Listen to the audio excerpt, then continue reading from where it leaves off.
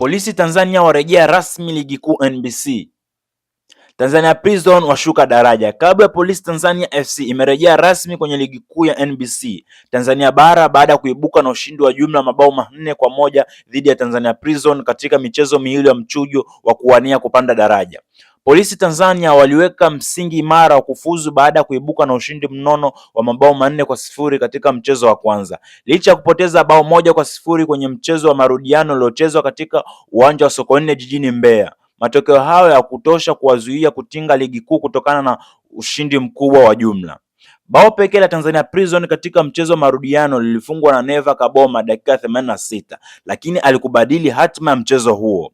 Kwa upande mwingine, Tanzania Prison wameshuka rasmi daraja baada ya kushindwa kunusurika kupitia hatua ya pili ya mchujo. Kabla ya kukutana na Polisi Tanzania walikuwa tayari wamepoteza nafasi ya kwanza kujinusuru baada ya kufungwa kwa jumla mabao 2-0 na Mbeya City katika hatua ya awali ya mchujo.